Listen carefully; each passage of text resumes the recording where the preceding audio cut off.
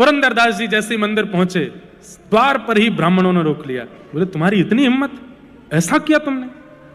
पुरंदरदास जी बोले मैंने क्या किया मुझे नहीं पता। बोले सुनो, अब ये अपनी सफाई देगा, अपनी अपनी बातें करेगा, उससे पहले ये कुछ कहे हमें सुनना ही नहीं है, बांध दो इसको एक खंबे से। और खंबे से पुरंदरदास जी को ऊपर से नीचे तक बांध दिया और पंढरपुर के लोगों को कहा हमारे ठाकुर जी के ये वैश्यागमन करता है हमें कोई दिक्कत नहीं, ये व्यसन करता है हमें कोई दिक्कत नहीं, पर हमारे ठाकुर जी की चोरी करता है इससे हमें दिक्कत है। हे पंढरपुर निवासियों, अब तो बदला तब पूरा होगा, एक एक करके आओ और आकर के पुरंदरदास पर प्रहार करो। खंबे से बंधे हैं पुरंदरदास, नहीं पता कि मैंने क्या किया।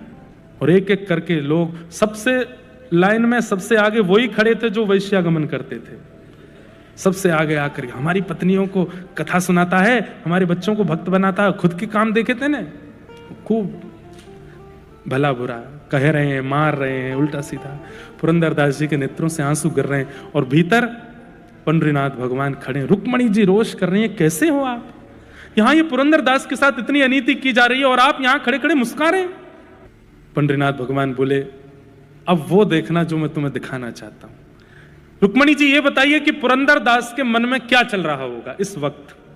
उसे नहीं पता कि उसने कुछ गलत किया है, उसे नहीं पता कि क्या हुआ है, पूरा नगर उसके खिलाफ खड़ा है, पर ऐसी स्थिति में पुरंदरदास के मन में क्या चल रहा होगा आप बताओ।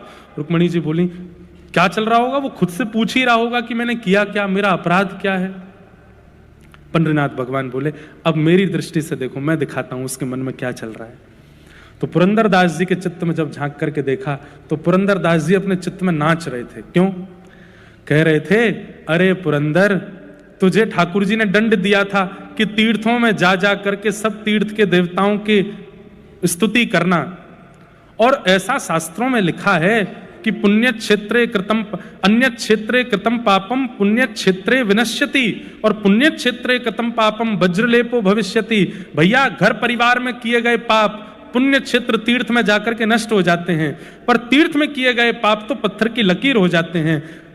पुरंदर अपने मन में विचार कर रहा है, मैं इतने दिन से तीर्थ यात्रा पे था, निश्चित ही तीर्थों में मुझसे कुछ अपराध हुआ होगा। और पंडरीनाथ सोच रहे होंगे कि तीर्थों में किए गए पाप पत्थर की लकीर ना बन जाएं, कैसे भी करके अपयश करवा करके इसके तीर्थों के पाप नष्ट करवा दिए जाएं, इसलिए पूरे पंढरपुर के द्वारा मेरा अपयश करवा रहे हैं।